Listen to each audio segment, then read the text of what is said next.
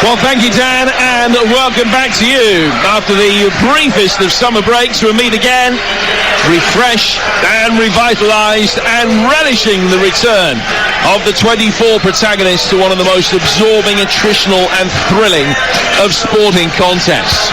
There are some new hands interspersed with the familiar old faces, with reputations to be enhanced, heroes to be made, and champions to be crowned. And the benchmark of success varies wildly across the adversaries, but it's at this point that players and fans alike allow ourselves to indulge in optimistic fantasy, surveying the blank canvas of the new campaign, believing that this will be the year. It's the making and breaking of those dreams that so captivate us, enthralled at the prospect of 9 months of absorbing drama of the fresh pages of history that will be written in front of our eyes. And it's only by enduring the bad times, living through the frustrations, that the good times can be completely appreciated. And for Bournemouth and West Brom, this new campaign begins with a point to prove. Their attempts to respectively regain and retain their Premier League status came up short. And so begins another campaign in the Championship where privately both will be confident. New managers, new ideas, smattering of new faces to help implement the reconfigured plans. Scott Parker's gone the distance before, knows what it takes to lead a side from the second tier up to the first. His decision to swap horses for this renewal, an interesting one, leading a club whose chances of promotion may perhaps be more obvious for a different challenge, and transform last season's beaten playoff semi-finalists. The other side fall short at that hurdle with the division's surprise package, expertly guarded by Valerian Ismail, who'll bring the same recipe for success to a club whose record in this division is hugely impressive. Both will expect to succeed tonight on day one. Some early pointers as to how the promotion battle might unfold. There is one on which we should all agree that racism and discrimination is not welcome in our... Well, you can hear the anti-discrimination message that is just being read out on the tannoy. And this season in the EFL, the players and the clubs will have the option as to whether they decide or not to take the knee. Because we are all together against discrimination. Dean Whitestone is the referee. He'll blow his whistle. Those players that want to take the knee will be allowed to do exactly that. The referee and the West Bromwich Albion players do take the knee. The Bournemouth counterparts don't. But it's a personal choice. Decision not made through politics or ideology, but a symbolic act of protest against racism and discrimination. Well, a few moments of relish, quite like this one. The shrill sound of the whistle that signals we're off and running. The start of another journey of unpredictability, of maelstrom and magnificence between now and May. The 21-22 Championship season is underway, and we've got it covered for you on the TalkSport network. And Albion on the front foot from the off with Grady Diangana on the right-hand side of the penalty area, trying to drive the ball inside the box, and he's won the first corner of the game as Albion kick from right to left in their change kit of yellow shirts. It looks like a gone-off banana pudding, with dark blue shorts and yellow socks. It's like Arsenal's kit from, I think, 91, the bruised banana. Yep. I'm not going out to buy one of those. In comes the corner. It's swept towards goal and Peel's for handball inside that penalty area. Valerian Ismail straight in the ear of the fourth official, Andy Woolmer, saying that there should have been a penalty. Nothing given. Bournemouth clear the lines back for David Button. And his long ball forward brought down by Diangana, but smacked away by Mepham, and then brought under control by Dar O'Shea. New squad number for him this season, wearing 4 now. And it's played out towards the left-hand side for Callum Robinson. Albion fans over on the far side of the pitch from us in fine voice in these early stages. Here on TalkSport 2, 0-0 between Bournemouth and West Bromwich Albion. As the ball is played back through towards Livermore, the Albion captain. hardly featured in the second half of last season, but very much part of Ishmael's plans. It's a nice ball from O'Shea. Left-footed ball in from Townsend towards the far post. Furlong kept it alive with a flying header, but should be easily cleared by Anthony down the Bournemouth left. He's laid it back for Zamora, who's been caught in possession on the left-hand side of his own penalty area. Bournemouth have enough bodies back to be able to get themselves out of harm's way. It was good play by Kilkenny, and then eventually it's Kelly that will hoof it upfield. But a good start for West Bromwich Albion and David Connolly, as we expected. Possession that they're having to do and everything to have it in Bournemouth territory. And Phil Billing has just caught Kyle Bartley late, and there's an angry reaction from Bartley as Billing goes across to try and help him up. First skirmish of the new season, and Dean Whitestone, the referee, will go across and try and calm things down. Yeah, this all starts, I think, from West Brom, how they set up. The two wing-backs are so high, they're obviously playing like wingers, so they're really pushing Bournemouth back, and the two full-backs have got an awful lot too. One wing-back crossed the ball in from the left-hand side, and the other one, Darnell Furlong, headed it in at the back post, or tried to head it back into play. So that was a statement of intent. And then when they lost the ball, the Baggies, they went and pressed high, just forced Bournemouth to go long, and in the end there's only really Solanke up, no one up there, and West Brom able to take it in, and it's a very good start from the away team. Play will restart with a throw taken by Bournemouth over on the far touchline there left, and it's led by Zamora. Back for Kelly. Kelly getting it back to his goalkeeper. Long clearance from Mark Travers. Good header away from O'Shea, beating David Brooks to the aerial challenge. Adam Smith playing it right back today, having started at left back in the Cup win against MK Dons last week, but switching to his favourite right in the absence of Jack Stacey. And he's won a free kick, and it's a good ball forward. It's Solanke.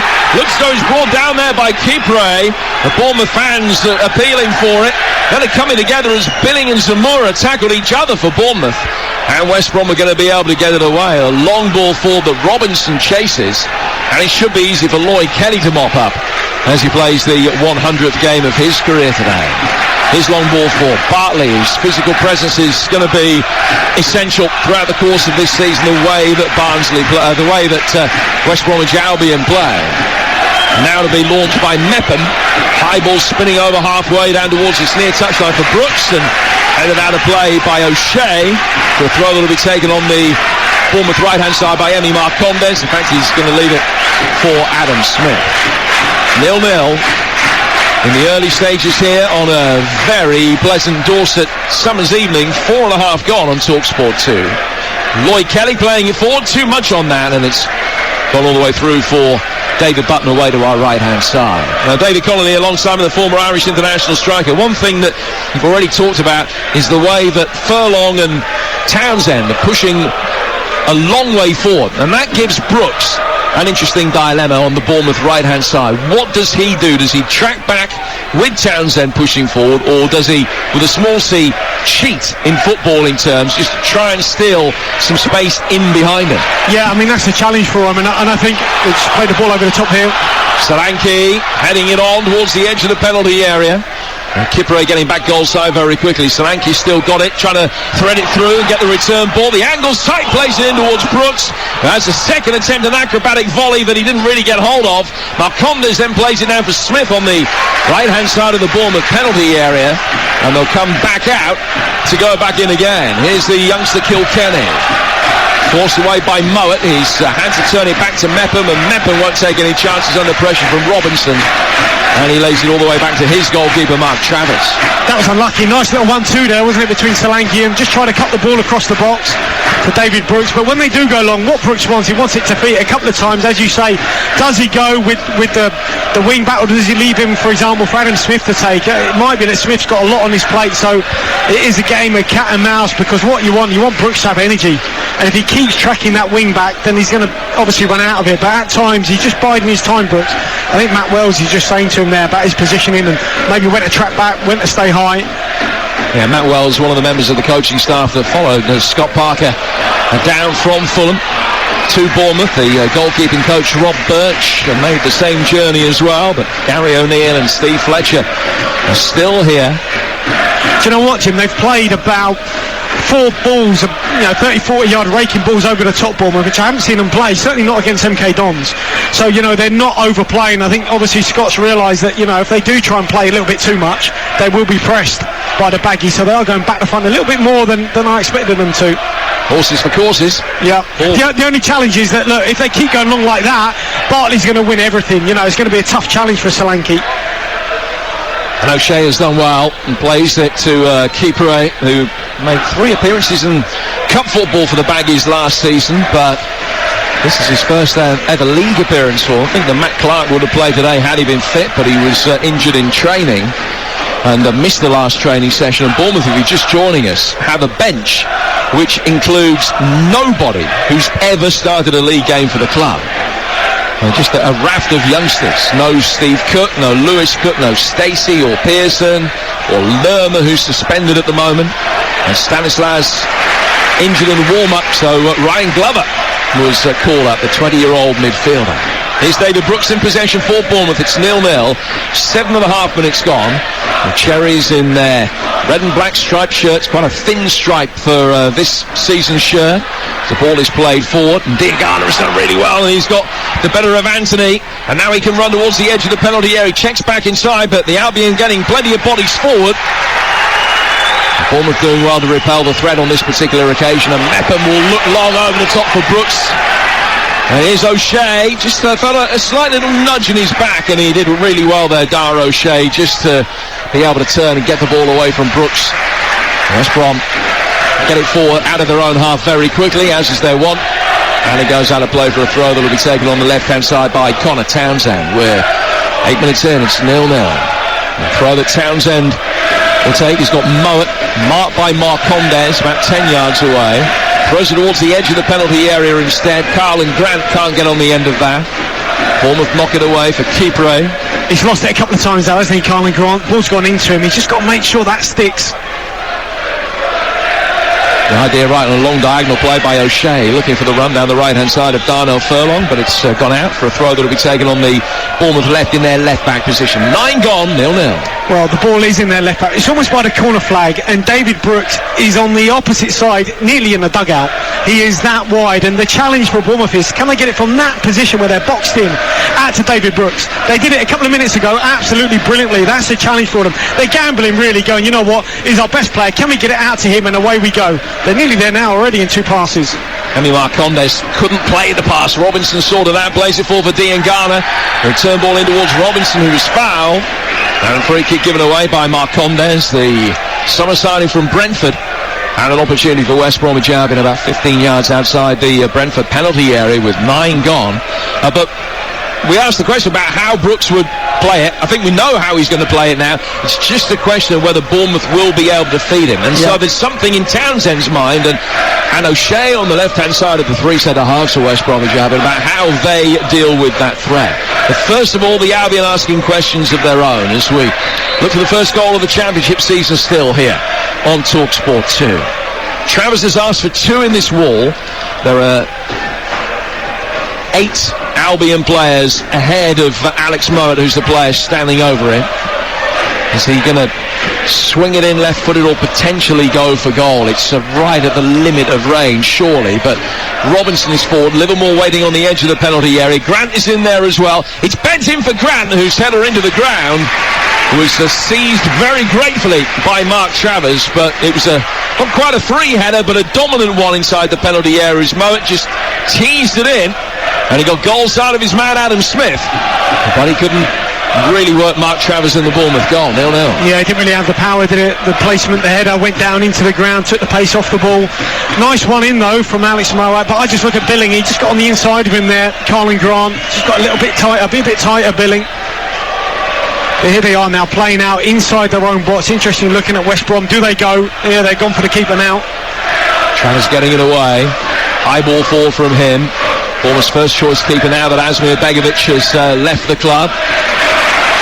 Mark Travers, an Irish international, has a little bit of experience, not too much, only his 10th game for Bournemouth today. It's a nice turn from Billy, foul on him, play goes on, the good advantage played inside the penalty area, and Emi Marcondes gives Bournemouth the lead. Excellent advantage play by the referee after the foul on the edge of the box. And Anthony broke forward down the left-hand side. Great pull back, and Marcondes had time to take a touch and then sweep it with his left foot into the bottom right-hand corner past David Button. Bournemouth 1, West Bromwich Albion 0, and 11 minutes into the new season, they're off and running. Great start, lovely little over. This is from Solanke. I think he just realises that maybe he knows what's behind him. He knows that there's Marcondes just waiting behind him, lurking. Lovely advance from the referee as well. Could have maybe brought it back for a foul on Billing, but lets it go on. Nice little cut back cross from Anthony. He didn't really have the pace, Anthony, here on the ball, but it was just bobbling across the box. Solanke does enough just to put O'Shea off, and there's Marcondes to sweep it home. Well, Emi Marcondes scored an overhead kick against West Brom last season in Brentford's League Cup win at the Hawthorns, and now scores on his league debut for the Cherries, who lead West Brom by a goal to nil. The Baggies on the ground where they've only ever won once in the league.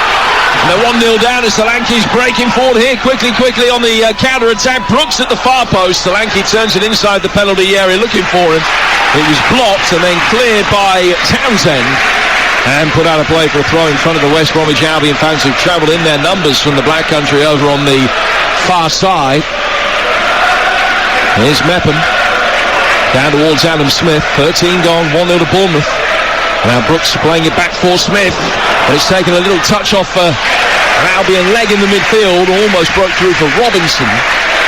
Bournemouth can mop up, and Kelly will find his goalkeeper Mark Travis. 13 on the clock. Bournemouth 1, West Brom 0 on TalkSport 2. Here's David Connolly.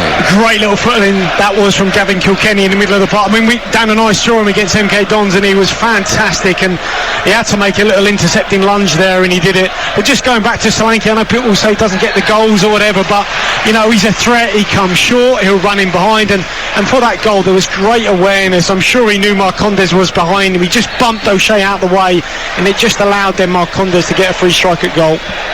Yeah, 15 he got last season. Dominic Solanke at a rate of about, not exactly 1 every 3 games. And he did score against the MK Dons last week, taking his tally for the Cherries up to 20. Here's Chris Mepham. Mepham down towards Adam Smith on the Bournemouth right. High ball forward, Marcondes chasing it, beaten in the air, and beaten easily by Dar O'Shea. In his white boots, he takes a touch and plays it over the halfway line where Robinson has been bumped to the ground by Mepham. And it's a free kick which will be taken on halfway by West Bromwich Albion. I think the referee just has a little word from distance with Chris Mepham. A perfect start for Bournemouth. These two amongst the 6 teams in the Championship who've got a new manager for the start of this season.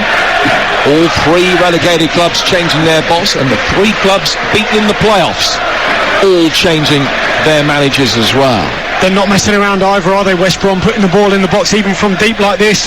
Mowat from the halfway line, all about the first ball, then the second. Bournemouth won them both, and just about win the third as Bartley clatters into one of the Bournemouth players inside the penalty area, who has stayed down, and the referee will go across and try and defuse an angry little contretemps between Adam Smith and Bartley as a result of that challenge. It was a hefty one. It was Marcondes that is down hurt inside his own penalty area. The ball had bounced a little bit awkwardly, and Bartley, in going up for it, had a free shot, took everything. Well, I think anyone who saw Barnsley last season will know under Ishmael they were very direct as well, and they're not messing around here. If it's on to play, they'll play, but if it's not, they'll set it up, they'll take the time.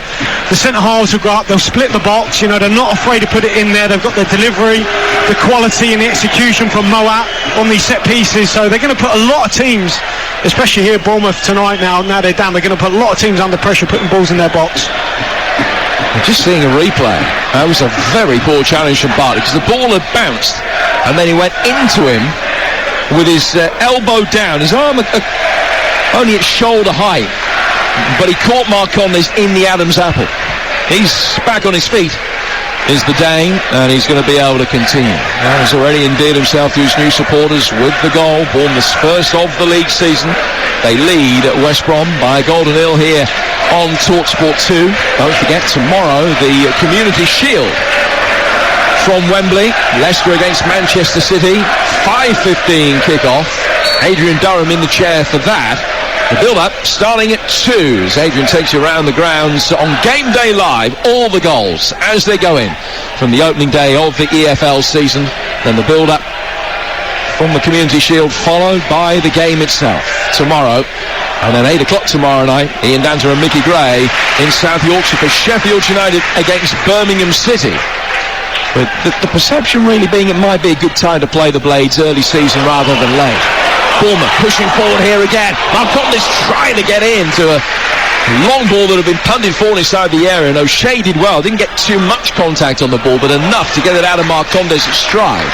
Then as West Brom clear, Mepham shanks it straight out of play for an Albion throw in front of us. Bournemouth leading by a goal to nil on TalkSport 2. Here's David Connery. Well, it's actually a beautiful ball over the top here from Kilkenny, who won the ball back. Ball went over his head because they do go back to front a little bit. West Brom, just looking at O'Shea, might be struggling here, but he just cleared a long ball, went into Dean Garner, but as it went over Kilkenny's head, he turned and span, won it off the front of Dean Garner, got it back and played a beautiful floated ball in behind that Baggies back line, and they were nearly onto it. So it came from excellent play from the young midfielder, the Irish midfielder Kilkenny. Yeah, they've really rated him here, and it's his full league debut today. He only played seconds of league football in his career before tonight, which was against Ismails Barnsley back in December last year. Played in 3 cup ties last season to Kilkenny in addition to that, but it's only the 8th game of his career tonight, but he's already shown that he's got a fantastic eye for a pass. Absolutely. And he can win things, he reads things, break things up. He's in there on his own as a single holder. You know, at times Scott Parker played a lot of times with 2 holding midfield players, but it's just really him in there. Marcondes and Billing as more advanced attacking midfielders.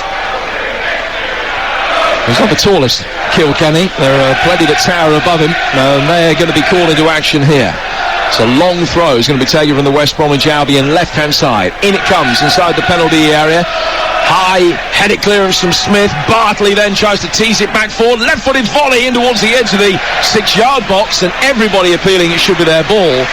It has been given as a goal kick to Bournemouth, and Travers will retrieve the loose ball from in front of the hoardings away to our left-hand side. Those set pieces, though, will be a key component of what West Brom will try and do under Ishmael this season. Absolutely. Restarts, I guess you'd call them for people in the game, in terms of throw-ins, free kicks, all over the corners. It'll be the restarts, and that'll be a big part of West Brom's play this season, those restarts.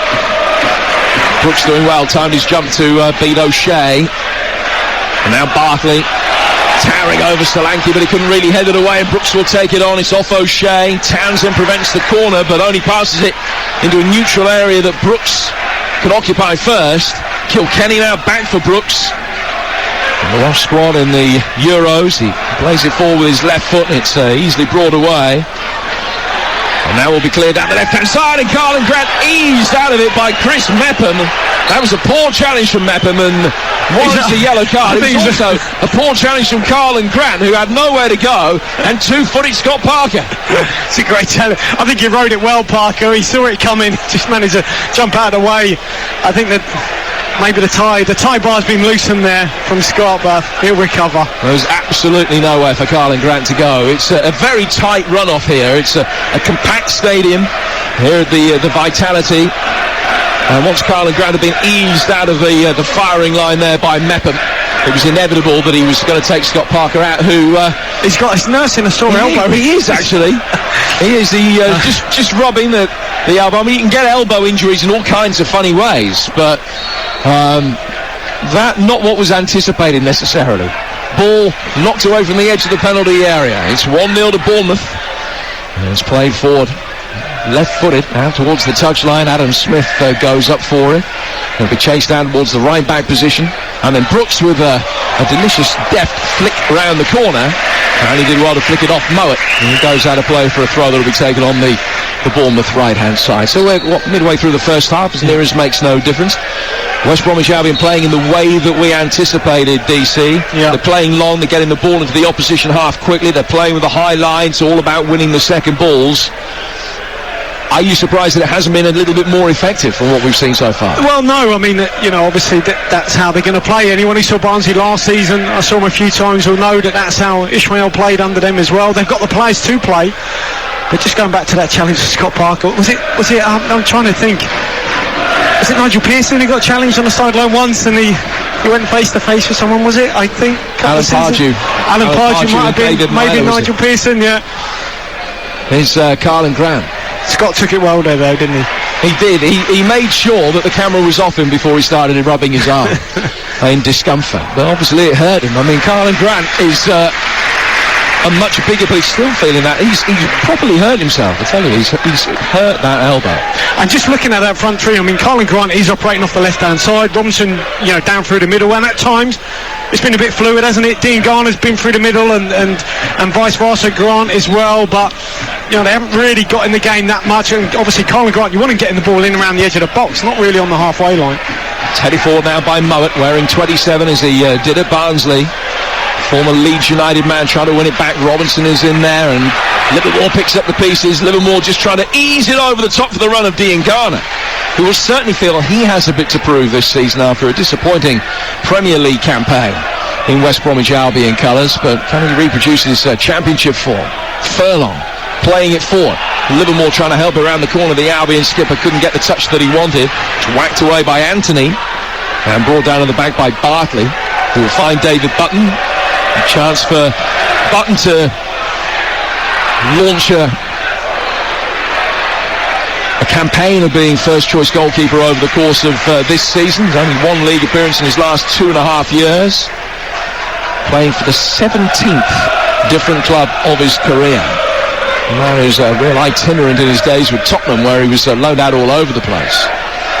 Ball chipped over the top here by O'Shea and headed away out for another throw, and it's going to be Townsend to arch the back and launch another one in from the left-hand touchline here for West Bromwich Albion, who trail by a goal to nil just past the midway stage of the first half on a very pleasant evening by the coast. And the whole back three is up for this, all going to end up eventually inside the 6-yard box. Now, Furlong is the deepest of the outfield players, and he's only 10 yards outside the penalty area. So a chance for Bournemouth if they can win it and turn it away, and they can. And Brooks has it now. And Albion getting bodies back very quickly. And Brooks challenged really well in the midfield by Kipre on his way back. And he took the momentum out of the counter-attack. And in the end, West Bromwich Albion end up with a throw. But there is always going to be an opportunity to be able to pick off West Brom the way they commit bodies forward, and those that they do commit forward for the restarts like that. But here come the baggies on the front foot. It's good play by Townsend. Find Grant on the corner of the penalty area. Low ball in from him. It's intercepted well by Mepham. And play forward through the midfield by Billing and Solanke, who's got the beating of Kipre for pace. Will get there first. Kipre gets back goal side. Solanke using the angle. Billing with a little backheel flick, trying to get it into the path of Brooks rather than having a shot himself. And West Brom sees upon it and bring it away. And then Dean Garner challenged full-bloodedly but fairly by Smith. Marcondes down towards Brooks. Brooks, little deft chip over the top, but Smith's offside, and it's a free kick to West Brom on the edge of their own penalty area. It's not going to be 1-0 for long. 25 gone. No, promising break again from Bournemouth, who've been brilliant when they've got the ball, and they look a little bit bare at times. West Brom at the back, Kipre, or maybe it's Bartley just on his own, and Solanke's quick. He's quick enough to get there ahead. And there's a nice little ball just across the box of Billing, but I don't know why he tried a little intricate back flick maybe towards Brook. He could have just gone for goal there. And I guess if he was in the form of last season, what did he get? 7-7 at one stage, or 8-8, something like that? Yeah, well, he comes into tonight on the back of 6-13, including a goal against the MK Dons last week. He's certainly scored a lot more goals in the last year, 18 months than at any other stage of his career, Phil Billing, but passed the opportunity to try and double Bournemouth's lead there. 25 minutes in, it's 1-0 to the Cherries on Talk Sport 2. Don't forget the Lions back in action tomorrow, and we've got that for you on Talk Sport. Build-up starting at 4 tomorrow afternoon. Bournemouth just on the back foot. Robinson trying to make life difficult. I thought he might have won a corner there, but no real complaints from him, as it was given that his was the last touch. Lloyd Kelly has done well to deal with the threat. It's be a goal kick that Mark Travers will take with 26 minutes gone. Yeah, two centre-halves here, almost in the 6-yard box. Now starting just a couple of yards outside it, but in line with it, really deep in their box. Are they going to be bold enough to play out here? But just looking at Colin Grant, I don't think he suits playing wide left to you. In this 3-4-3, there's going to be players in sort of round pegs, whatever, square holes we want to call it, square pegs, round holes. I think that's the word, isn't it? That's the phrase. But definitely Karen Grant is one of them. Doesn't look happy out wide. He's a player, I think. He's a natural central striker. So on the basis, even with the personnel that they've got, it might make more sense to play Robinson on the left and Grant through the middle. That's what I would do. And also I think Grant's got the physicality, maybe a little bit more of it than Robinson does. And looking at two centre-halves, this season they're going to come up against big physical centre-halves. I think Grant would be better down through the middle. Well, Matt Phillips is on the bench today. And for most of the pre-season games for West Bromwich Albion, he played through the middle. He missed the big win against Birmingham last week because he was isolating because of COVID. But he is back involved today on the bench. Bournemouth taking a free kick a little bit too quickly. It's ended up working quite well for them because Kilkenny overhit it. And it goes out of play for what would have been a throw to West Brom, but it will be a retake because the ball was moving. And it went through the laser corner. Someone from the crowd threw it back, and Townsend wasn't looking, but it's a great nutmeg on Townsend. And a big grin on his face. That's nice. Been done. That's nice, isn't it? The fans are back. You can have a bit of banter or whatever. No, that's what we've missed.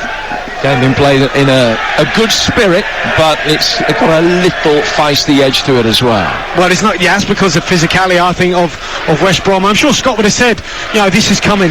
You've got to expect it and you've got to match it, and they have so far. Albion have not got a good record here. Their only ever win on this ground in a league fixture came courtesy of a goal from David Speedy back in 1993.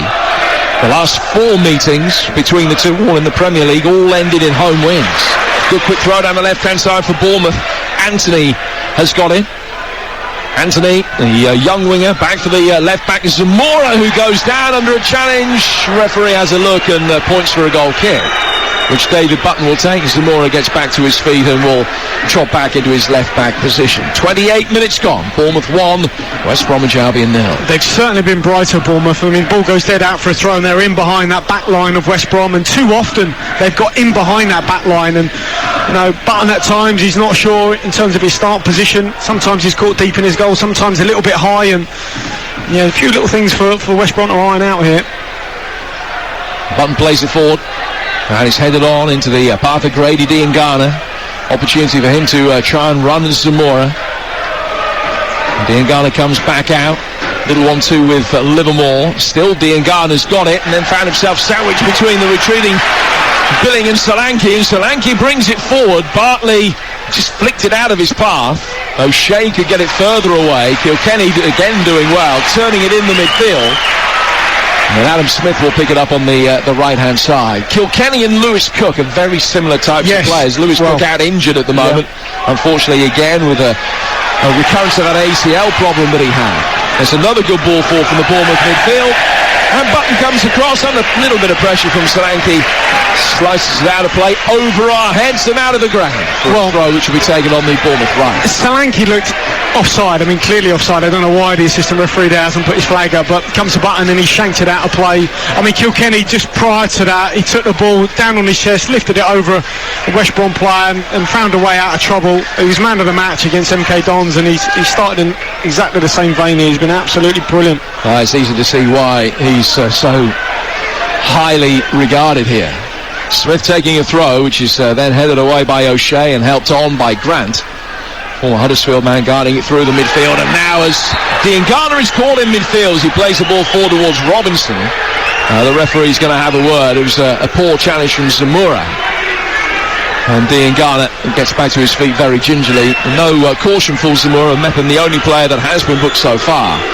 That play will restart with a free kick to West Brom, but the boos that you hear from the Albion fans on the far side, because they thought that was a challenge that was worthy of the yellow card. He's been aggressive, hasn't he, Zamora? He's had a good game so far. Probably no need to make that challenge there, but I think he's obviously been dealt that task. You make sure you're aggressive on Diangana. If he comes off, you go with him all the way. You've got the pace to match him, and see if Diangana's up for it. And Jordan Zamora came on for the injured Jack Stacey last week. He made his debut in a League Cup tie against Palace last season. As the ball is played forward here, Diangana's flagged offside. The ball ended up in the hands of Travers anyway. So play will continue. 31 gone and 1-0 to Bournemouth. It's another long ball though, Jim, isn't it? Just hoisted up there, hoiked up there, hoping for a flick on which, they might get the odd one or two first flicks. Then it's a second ball game. And so far, Bournemouth have picked those up and have done very well. Those are the thoughts of the former Republic of Ireland international striker David Connolly, part of our team here on TalkSport and TalkSport 2 over the course of this season. Ball's just run out of play for a throw. It's come off the goal scorer Marcondes, and it's a throw which will be taken on the West Bromwich Albion left-hand side by Connor Townsend, who's played 70-odd games for the Albion now over the last couple of seasons. Throw taken intelligently through the midfield to find Carlin Grant, who ends up in a heap. No foul by Kilkenny. Mowat trying to win it back. Brooks dealt with emphatically by Livermore, and is squeezed brilliantly down the line by Townsend. And coming out from the centre, Mepham has to get it away from Robinson and put it out of play for a throw, which will be a long one from Townsend from this West Bromwich Albion left-hand side. So they look for an equaliser. They've been behind since the 12th minute after good work by Anthony down the left-hand side of the Bournemouth penalty area. Well left by Solanke, and Marcondes swept it into the net. At some point though, Jim, I mean, they've got to recognise Bournemouth. They can't keep putting it out for a throw. In it comes, and first contact won by the Cherries. It was Billing that climbed the highest to knock it away. Back it comes in again from Townsend. Goalkeeper didn't know whether to come out or not, and it's headed emphatically past him. And they're back on level terms with a goal from Dara O'Shea. Bournemouth 1, West Bromwich Albion 1. It has been coming. There are only so many times that you can allow that type of ball inside your penalty area. It was a brilliantly angled cross, and O'Shea headed it emphatically past Travis to tie it up at one apiece. Yeah, he just gets up above the youngsters who are at the back post, but I just mentioned this, they've got to stop giving away throw-ins, because a throw-in is almost like a corner for West Brom, and too many times they've put it out for a throw. I mean, it was a good clearing challenge from Mepham, but I think Mepham's got to recognise I've got to do more than just put this out for a throw. I've got to maybe slide and keep it in play and then try and work a way out, because otherwise it's coming in our 6-yard box. They clear the first one, comes back, great ball from Townsend to the back post. There's O'Shea up above the youngster, heads it down back where it came from. Good goal. But as I said, you've got to stop giving those throws away. I know it sounds, it's just in your head instinctively as a centre-half. You get across, you cover, you clear it out for a corner, but you're playing West Brom. It's going to come, eventually, you're going to pay for that. You've got to try and keep it on the pitch, and they don't. Only the fourth goal of Dara O'Shea's career. All in West Bromwich Albion colours. And it's got it back level again at 1-1. The Maggies have had an excellent pre-season campaign. Well, they hadn't conceded a single goal. Lost the last 4 games of last season, but have been able to reset over the course of the summer. After Sam Allardyce's departure, Valerian Ismail, who led Barnsley to the playoffs last season and won here, has seen the side get back on level terms. 1-1. And David Button to take a goal kick right to our right-hand side for West Bromwich Albion. We're with TalkSport 2, Jim Proudfoot and David Connolly talking you through the action from the South Coast. All square again. Ball out of play for a throw, which will be taken by Darnell Furlong. 10 minutes to go to half-time. Furlong's midway inside the Bournemouth half. Thrown forward towards Diangana. Diangana gets towards the byline and wins the first corner of the night on the West Bromwich Albion right. Yeah, not a lot they could do about that one, though. I think Zamora gives this one away, but if you have got your way of playing, Bournemouth and philosophy of keeping the ball possession, it's not just about when it's with your goalkeeper building from the back. It's at times when the ball's put in the channel and your centre half's got to get across, and rather than just booting it into the stand knowing that it's going to come straight back in, you've got to try and be bold and brave there, keep it in play, find a way to play out, otherwise it might cost you, and that's what's happened. Say the first corner of the night, they had one in the first 20-odd seconds. It's the first one since then. And it's going to be taken from the West Bromwich Albion right. Plenty of jockeying for position going on. Bartley and Marcondes have been at it since early in the game. Bartley caught Marcondes with a flat arm, almost clotheslining him at one stage. And the two are just being called over here by referee Dean Whitestone.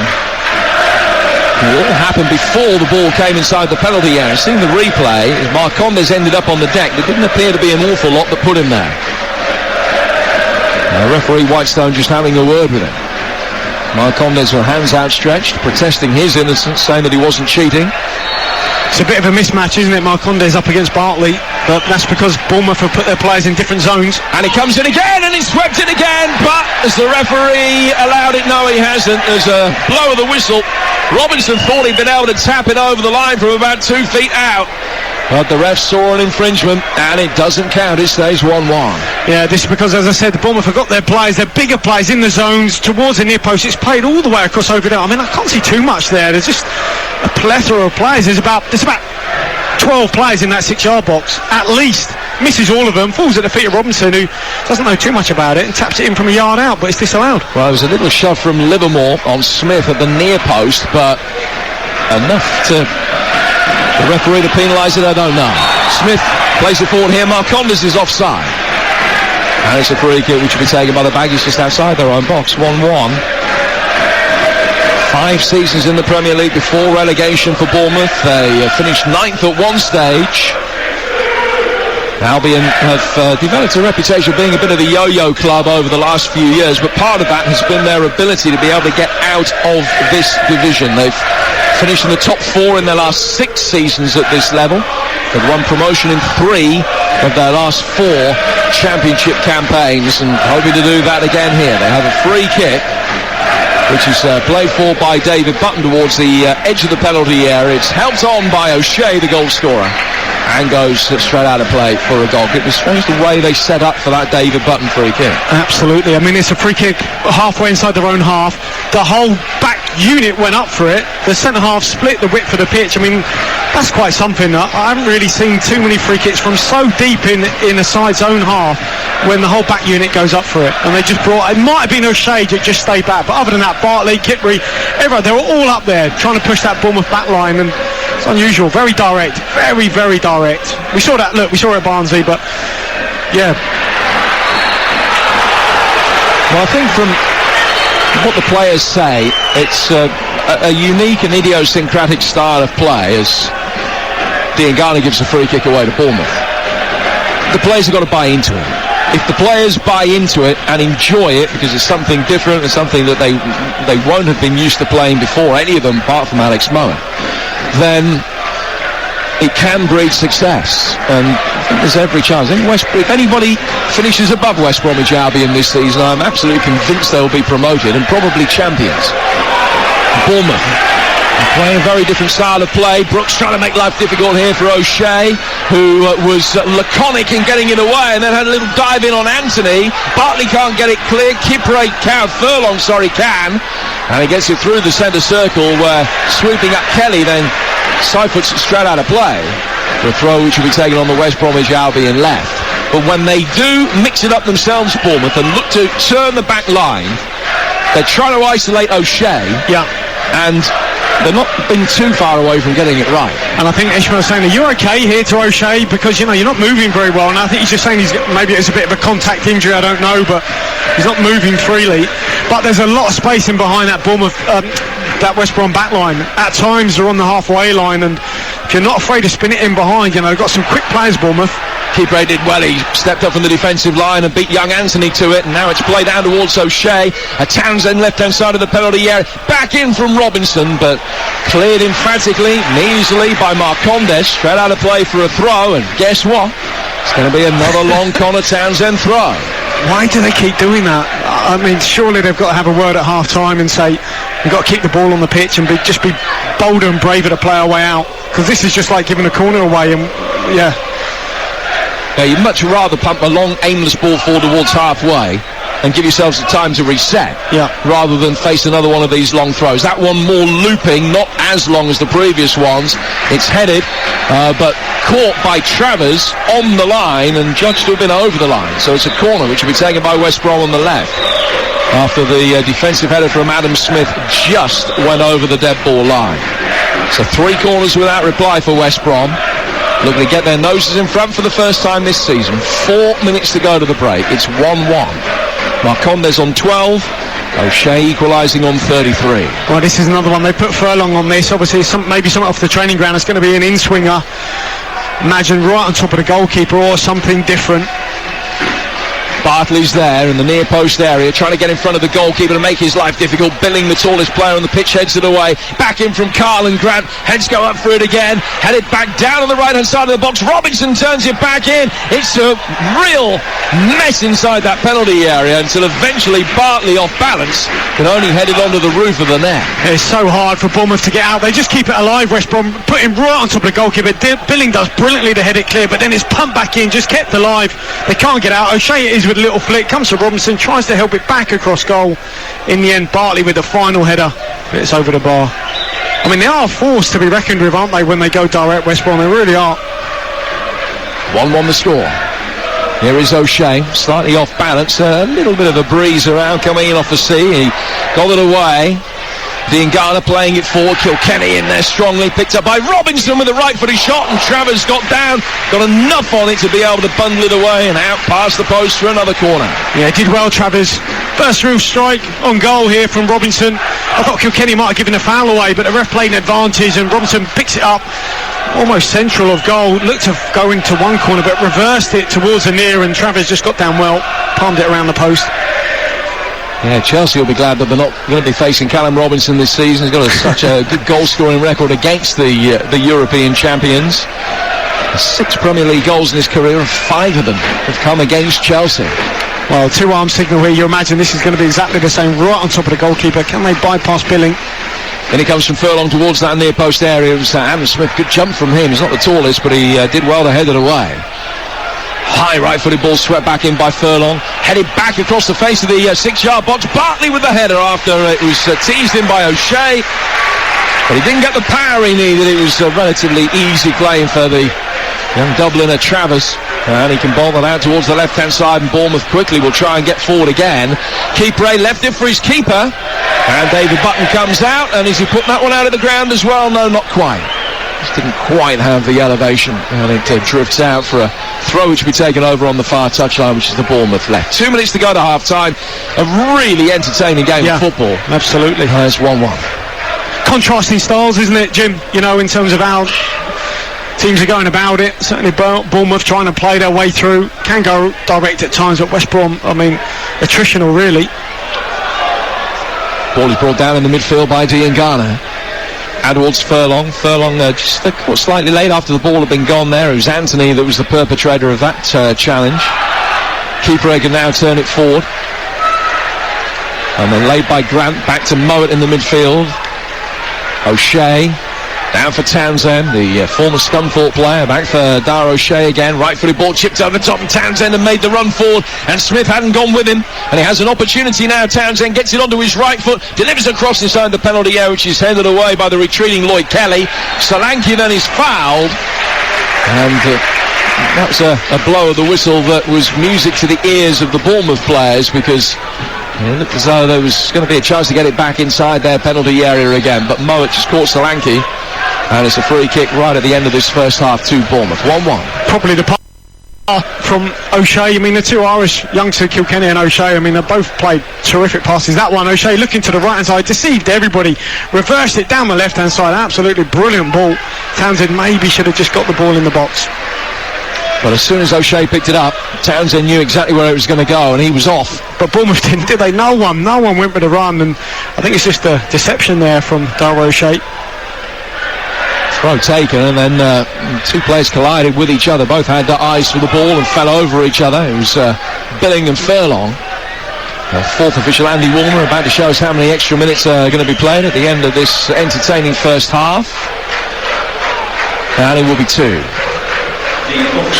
Furlong with the ball in his hands, number 2 on his back for West Bromwich Albion over on that far touchline. Not quite a position to launch a long throw forward here. He's gone back instead for Keeper, and Keeper turning away from Solanke very neatly.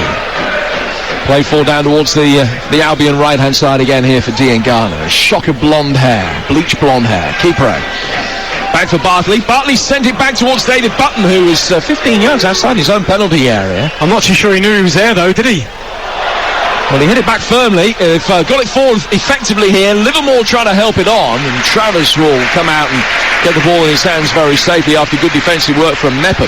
But it was a blind back pass 10 seconds prior to that from Bartley that could easily have gone past Button. Absolutely. We've seen that, wasn't it last year? Was it Romain Sawyers who played a blind back pass? And I don't think Bartley had a look there, and Bartley just got away with that. If it was either side of him, and Ishmael just screaming at Bartley saying, what are you doing? Just go forward with the ball.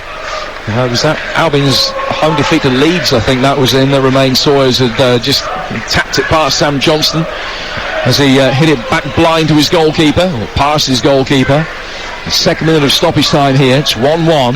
David Brooks on the right-hand touchline for Port. He's done well. But so too Bartley, who's covered the ground very well and got there ahead of Mark Condes. It was a very even start of the game. Bournemouth taking the lead on 12 minutes. But as soon as West Bromwich Albion got sort of to the 25, 28 minute mark, something like that, they were beginning to turn the screw. A lot of ball inside the Bournemouth penalty area. And they've been much the better team since then. Bournemouth haven't had too many sights of the Albion goal. Trying to end the first half on the front foot, but Adam Smith has not won the throw that he thought he had, and just exchanged a few views with the assistant referee Mark Russell about the legitimacy of the decision. It's an Albion throw, barely time to take it, and the two sides will depart down the tunnel away to our left-hand side. Honours even at half-time. Marcondes on 12, O'Shea on 33. Entertainment factor very high. Bournemouth 1, West Bromwich Albion 1. And there are no changes in personnel at this juncture down, with West Brom kicking from left to right in their yellow shirts with the dark blue shorts, and Bournemouth red and black striped shirts and black shorts. And it's West Brom that will get the second half underway. Just a false start there. It's Carl and Grant just waiting once the whistle had gone, and two Bournemouth players were 10 yards inside the West Bromwich Albion half before he looked down to see where the ball was. So they had to retake it.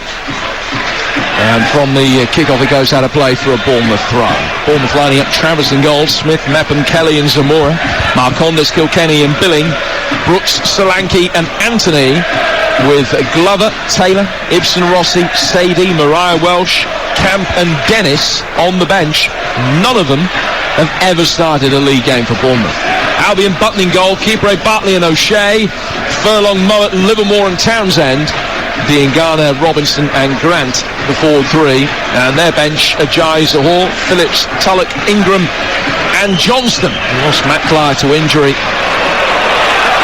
And they're on the front foot. Ball played forward here. It's Callum Robinson pulling it back off Mepham, goes out of play for a throw right down by the corner flag, but it was all after Bournemouth got caught in possession inside their own final third for a moment, and as soon as West Bromwich Albion had it back, they hammered the bodies forward, and Bournemouth did well to get it away. But first long throw of this second half has Darnell Furlong's name on it, and he picks up the ball away to our right hand side, dries it on the yellow shirt, now takes a couple of steps back towards the hoardings. Ball just in the palm of his right hand. He points with the index finger of his left hand where it's going to go. Both hands on the ball above his head. Now he arches his back, throws it in, and Zamora heads it away and out of play for a corner. David Connolly. And that is a percentage throw as well. He's just aiming basically to throw it as close to the end line as he can, because if they don't get first contact on it, invariably he'll go out for a corner, and that's what they've got. You know, they do put you under so much pressure. I mean, that all came about from Lloyd Kelly just taking a little bit of a chance in possession, lost it. West Brom broke, put the ball into the channel, and Mepham came and swept up, but started with Lloyd Kelly just being a little bit too casual on the ball. Alex Mowat taking the corner first of the second half, in towards the near post. Travers coming out and trying to punch it. O'Shea then heads it back via deflection over the bar and out for another corner.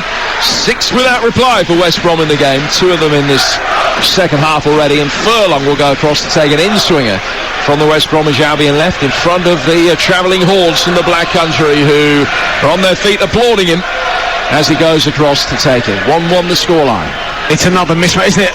Every set piece at this back post, O'Shea up against Zamora. It's a mismatch. And he comes into that far post area. Travers comes out, tries to punch it. It was a foul. Marcondes went down under duress on the edge of his 6-yard box, and it's a free kick which Bournemouth will take. But Albion on the front foot at the start of this second half, clearly sending there's a little bit of blood in the water. 1-1 the scoreline here on TalkSport 2, and alongside me, Jim Bradford, the former Republic of Ireland international, David Connon. Well, that's how they got their goal, wasn't it? A ball to the back post, O'Shea up against Zamora, a bit of a mismatch in terms of height and certainly physicality. O'Shea up against Zamora, and every time, even start this second half, twice now at the back post, O'Shea's got above Zamora. Travers pumped it forward long, straight out of play for a throw which will be taken on the West Brom right. Bournemouth have seen Begovic, Diego Rico, off the ball, Surridge, and the youngster Johnny Birchall all leave the club over the summer. Marcondes has come in, Leif Davis on loan from Leeds, carrying an injury, which is why he's not in the squad today, but he's a left back who has also been signed on loan. Kilkenny heading it through the midfield. Marcondes, the Bournemouth goal scorer, beaten to it by Carlin Grant. Little flick ball back in from Townsend, didn't find his man Mowat, and Marcondes will try and get it away. Brooks beaten to it though by Townsend, by O'Shea, I beg your pardon. As it ricochets off a Bournemouth pair of legs, Spartan's got all the time in the world to lay it back to his goalkeeper Mowat, Button, who will clear his lines long some 70-80 yards upfield and straight through to his opposite number, Mark Travers. In terms of possession, it's about 60-40, not quite 60-40 in Bournemouth's favour, but getting on for it. But it's West Bromwich Albion, so much of their possession is exactly where they want it, in and around the edge of the Bournemouth penalty area. 1-1 the score, with 4.5 minutes played in the second half.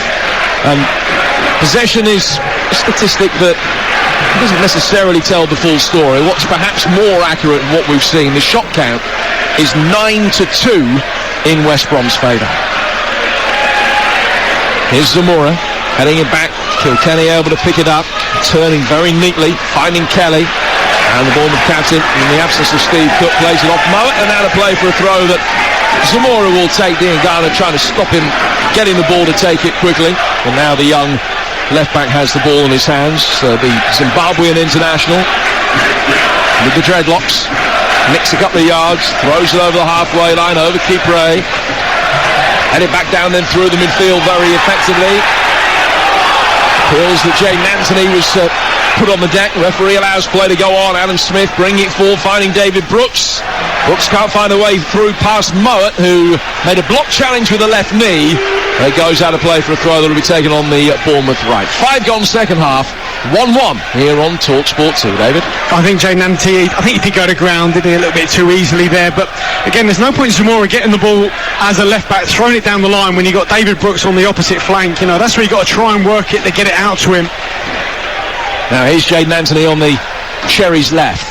Oh, it's a good ball inside the area for Zamora. Zamora flashing it across, it's Billing! It's 2-1!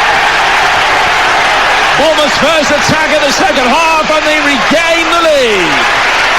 Brilliant play by the two youngsters down the left, Anthony and Zamora. And when the cross flashed in, Button could only palm it out as far as Billing, who had time to measure a shot in the bottom right-hand corner, and Bournemouth lead again. Well, he's really calm here in terms of his finish, Billing, but I think it's the pass here from Anthony to Zamora, right on the inside. Beautiful ball across the box, and then it's Button who just palms it out straight into the danger zone. I don't think he's had a very good game, Button, certainly not when the ball is at his feet, but this time he just palms across straight back into the danger area. But what a pass it is from Jaden Anthony. No look pass, looks maybe to play it inside, instead plays it down the line. Lovely run from Zamora as an underlapping sort of fullback, plays it into there. Button palms it straight back into the danger area, and there's Billing just to sweep it home. It's a tough finish for Billing because he's on his right foot, he's a left footer, but he just guided it, just used his side foot, instep, just a couple of bobbles, just placed it into that far corner. 2-2 this season for Philip Billing, and 7 now in his last 14 games either side of the summer break. 2-1 to Bournemouth. They scored with both of their shots on target tonight. Mowat playing it forward, knocked away by Brooks, Bartley in strongly.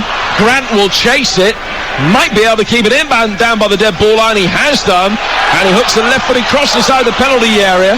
Zamora thrashed it, trying to get it away, completely missed his kick. Furlong clears it into him, and it goes out of play for a throw which will be taken on the West Bromwich Albion right.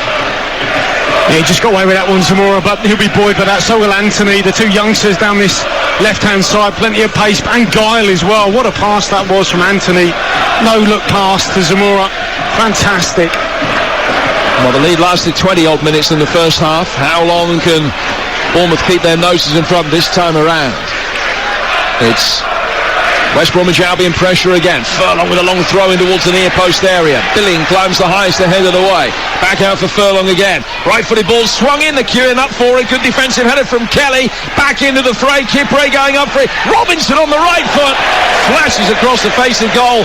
And wide of Bartley, who couldn't get the touch to put it in. It's 2-1. Oh, miscue here. I'm just looking at Billing though. He heads this clear and I'm thinking, why are you going out to close the ball down? Stay back in the box because it's going to come straight back in. Just allow someone a little bit smaller to go out there. Comes out of that danger, put back into the box, eventually falls at Robinson on the volley. Just flashes it wide. I mean, by his standards, that's probably a poor miss. Should be hitting the target there. He's only about 8 yards out. 9 goals he scored for West Bromwich Albion, Callum Robinson, at a rate of 1 every 5 games. 2-1 Bournemouth lead. Struck in the first 12 minutes of each half. Here's Brooks for Bournemouth on the far touchline there right. Kilkenny, another example of his excellent distribution. Anthony making life difficult for Furlong. Cleared through the midfield. Kilkenny not shirking the challenge despite his relatively small stature. Got his head in there. As Albion clear it down the right-hand side, Diangana can't control it, and he goes out of play for a throw that Zamora will take. 2-1 to Bournemouth. I mean, Diangana, I think he's more concerned with kicking the ball out of play so the opponents don't get it, but keep it in play yourself. I mean, he's been really disappointing so far, I think, Grady Diangana. He hasn't got on it when it's come to him, it's bounced off him, he's just really struggled to get in the game. Throw taken down the Bournemouth left-hand side by Zamora, and headed back out of play by Kipre for another throw. And Zamora making a little bit of ground, almost level with the edge of the West Bromwich Albion penalty area.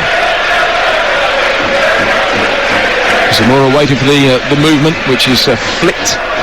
The throw flicked down by Anthony, can't find a man. Adam Smith picks up the seconds, lays it down towards Brooks on the Bournemouth right. Back for Smith, right-hand side of the area. Low stinging cross from him is knocked away.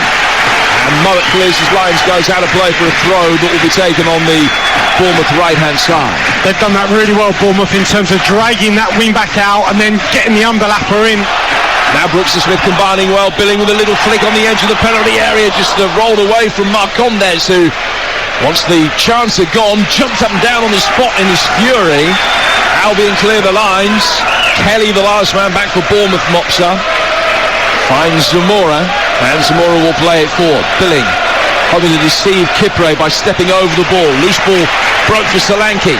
Lovely crossfield pass from him. Brooks takes it down inside the penalty area, gets towards the byline, tries to check back, then does a little trick, gets it onto his right foot, and wins Bournemouth's first corner of the night, which comes 12 minutes into the second half. 2-1. Well, it's amazing the amount of ball Brooks has got just from holding his position, staying wide on the flank. He's done well there, got a corner, but as I mentioned a moment ago, they've done really well in terms of sucking that West Brom wing back out and then getting the underlap, getting the fullbacks running on the inside. They're involved in the goal, involved a moment ago. Smith on the other side, done it really, really well. Well, Brooks looks as though he was going to take the corner, instead he's going to leave it for Marcondes. So it'll be an away swinger. Billing stands edge of the penalty area. Zamora retreats to the edge of the D. Mepham is in there as well. So too Kelly. Solanke making a near post run. Heads go up for it's cleared. Out as far as Zamora on the edge of the D. Trying to get it onto his left foot for a shot, and he couldn't. But he can find Kilkenny. And now it goes out towards Marcondes. Deep across from him. Swirling on the breeze. Bartley headed it away. Kelly wins it back and takes it out towards the touchline.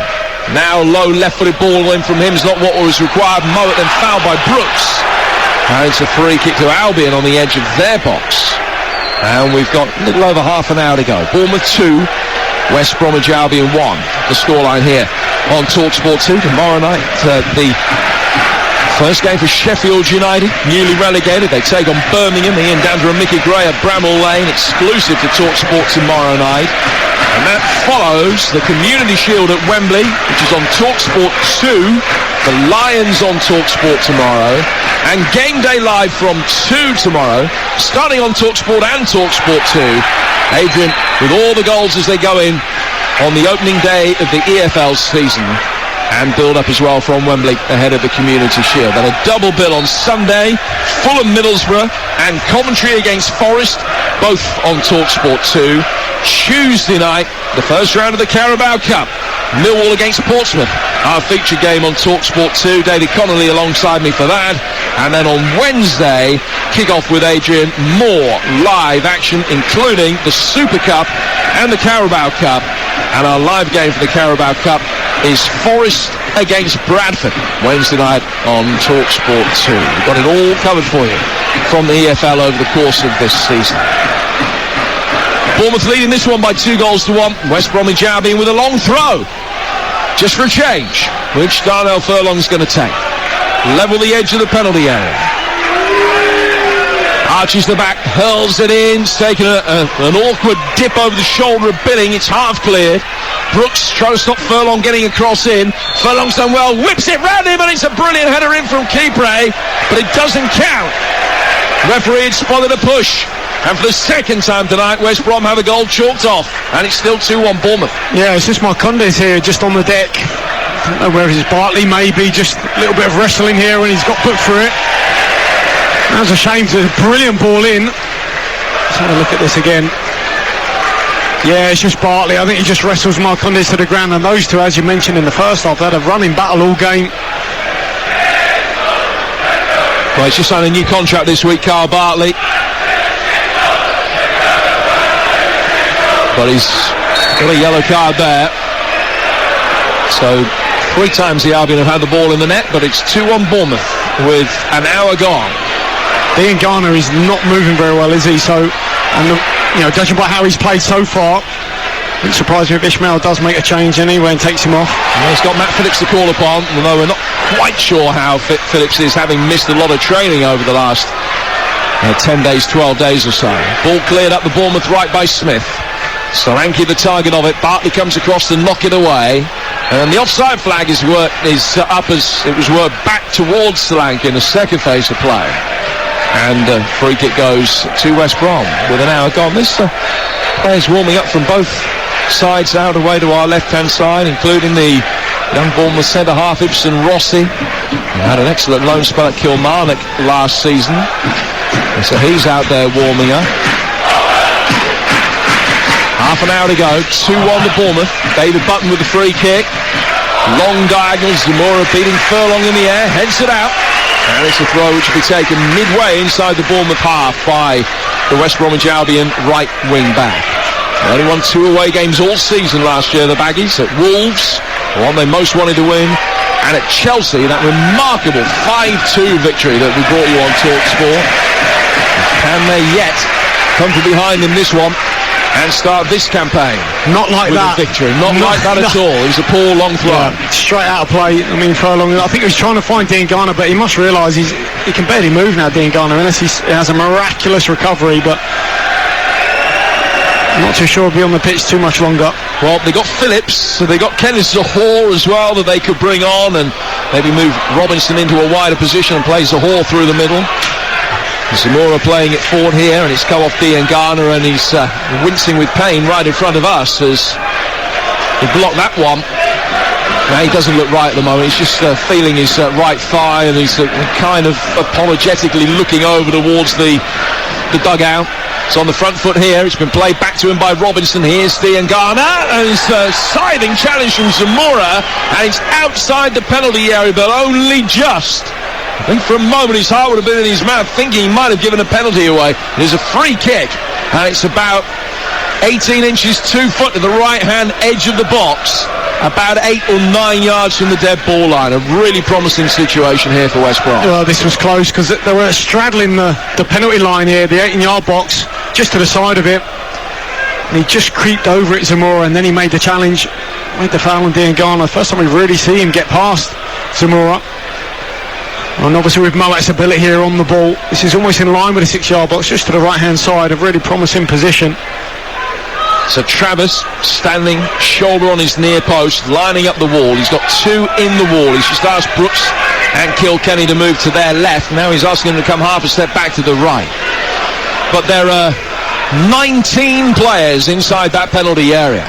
Everybody apart from the free kick taker, O'Shea, and the goalkeeper. In it comes towards the near post, a little flick header from Furlong, but it took it past everybody. And it goes out of play for a goal kick to Bournemouth, who still lead by 2-1 on TalkSport 2. And here's the change. Phillips for Diangana for the Albion. Yeah, well, that was coming, wasn't it? I mean, I don't think he's had a great game. Diangana struggled to get on it when it's come to him. It's bounced off him. His best moment of the match was ironically just there a moment ago, winning that free kick. That was the only time he got past young Zamora. He's had a great game, the left back for Bournemouth. As it is, he might have picked up an injury as well, Diangana. Well, it might be a little bit of change here as well, because you're probably going to say that, Jim, won't you? But Robinson's now moved over to the right, but Colin Grant has still stayed on the left, and Phillips is playing down through the middle, which I know he played that in pre-season, didn't he? Yep, not his natural position by any stretch of the imagination, although I think if memory serves correct, it was a role that he occasionally was utilised in play for Blackpool back in early in his Premier League career. But he's playing through the middle here, as he did in pre-season. Furlong. Now Robinson's going to scamper after it and can't keep it in. Close run thing. Albion still trying to ask some pertinent questions of Mark Travers and the Bournemouth back line, but the Cherries lead it. Got to be 2-1. Yeah, he's got to be better though. You know, Darnell Furlong. He had the throw which he basically just threw out of play, and that little pass to Callum Robinson's got to be just left in there, a bit of quality. We saw Townsend do it on the left-hand side. You know, just leave it in there, wait a pass, take care on the ball. Not enough care. Matt Phillips on, another player who, like Carl Barley, has signed a new contract this week. Bournemouth laying it back for Mepham. Mepham sent off in the second leg of the playoff semi-final in his last appearance and missed last week's cup victory because of suspension. Back today and in the book, as is Bartley. Ball cleared here by Kelly, the Bournemouth captain, making the 100th appearance of his career today. And it goes out of play for a throw that the Albion will take, but inside their own half this time. Bournemouth have been linked with Jason Kerr, amongst others. Jason Kerr, not necessarily a household name, man who scored for St Johnstone against Galatasaray yesterday, a right-footed centre-half by trade. And he is a player we believe is on Bournemouth's radar. It'll be interesting to see how many new bodies they can get in between now and when the window shuts on August the 31st, because it is a squad at risk of repeating ourselves that feels really light. And to reiterate the point about the bench tonight, none of them have ever started a league game for Bournemouth. Got the likes of Kyle Taylor, who was loaned to Southend last season, so he's got a few miles up on the clock at another level, and Zeno Ibsen Rossi played 20-odd games for Kilmarnock on loan last season, but there's just nothing really that Scott Parker can bring on in terms of anything other than fresh legs, although Christian Sadie clearly is one for the future. Here's Phillips for West Brom in the here and now, trying to thread it in, and Robinson on the slide makes it 2-2. No more than West Brom deserve. Phillips making an impact. Found Mowat, who rolled it across the edge of the 6-yard box. Robinson slides in, and West Bromwich Albion are level again, 2 apiece. Yeah, fantastic finish here from Robinson. Just opens out his right foot, but Bournemouth guilty, giving the ball away. Comes from a throw on their sort of right-hand side. They give it away. They're boxed in. The West Brom get it, shift it, work it, get it into the box, and eventually falls at the feet of Robinson. He is onside just about. Lovely little ball put across the box from Mowat, I think it is, and just guided into that far corner by Robinson. But I think Scott Parker, he'll be disappointed because they had the ball in their possession, lost it. Obviously, a moment or two later, it's in the back of the net. Phillips had a hand as well, didn't need a substitute. Just using his physicality to keep hold of the ball and shift it out to Mowat. So another assist for Alex Mowat, his first in West Brom colours, but he over the last couple of years has had more assists and created more chances from open play from central midfield than anybody else in the Championship. Another one for him tonight. It's 2 apiece. And for the second time, West Bromwich Albion have been able to get themselves back on level terms, having been behind. Robinson with a tumble. The Albion bench thought that Zamora had fouled him there.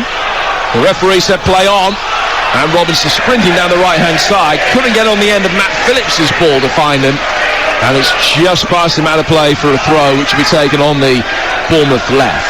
Bournemouth 2, West Bromwich Albion 2. Marcondes on 12, O'Shea equalising just past the half-hour mark. And then Phil Billings, 7 minutes into the second half for Bournemouth. And Callum Robinson equalising 15 minutes later, just a couple of moments ago for West Brom. Tied up again at 2-2 with a quarter of the game to go. It's been a great start of the championship season here on TalkSport 2.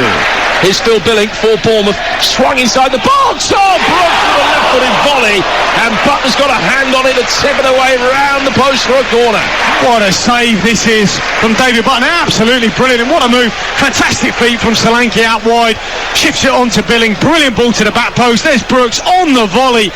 Just guides it back where it came from, but Button gets down so well. Just palms it round the post. That looked destined for the far corner. Great save. First shot on target that Bournemouth have had that hasn't gone in. It's a corner, their second of the game. And it'll be taken on the left-hand touchline. Emi Marcondes to swing it in, the score of the first Bournemouth goal. Kilkenny on the edge of the penalty area. All the six-footers are in and around it. Billing making a run from deep very late. Swung over his head, back in from Kelly. The referee had seen a push on O'Shea. And it's a free kick which will be taken on Townsend, I beg your pardon. It's a free kick which will be taken inside the penalty area away to our left-hand side by West Bromwich Albion goalkeeper David Button. Just over 20 minutes for either side to win it. It's 2-2. Well, we spoke in the first half, Jim, about, Robinson's positioning. Where might he be better? And where's he get the goal from? From moving position, not being that central striker. I think he's better from out wide. I thought Colin Grant might go through the middle. I thought he might be the middle man, but obviously Phillips likes to play more central. But as it is, Robinson started now out wide on the right hand side, but when the ball's on the left, you get yourself in the box like a second striker, and he's got his goal. Free kick up for offside here from the long ball fall from Button.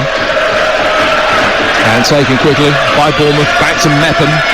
Mepham out to the Bournemouth right hand side here for Smith.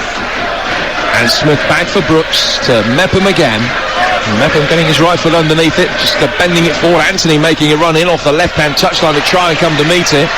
Loose ball broke Albion's way. Mowat involved again. Phillips for Robinson, and just away from Grant. Making good ground inside the penalty area. Back it comes inside the penalty area. Mowat completely mistiming his acrobatic diving header attempt, and it came off his head and back out of the penalty area behind him. And out for a throw which eventually goes West Bromwich Albion's way on the left-hand side. Turn forward again. Too much on it for Phillips.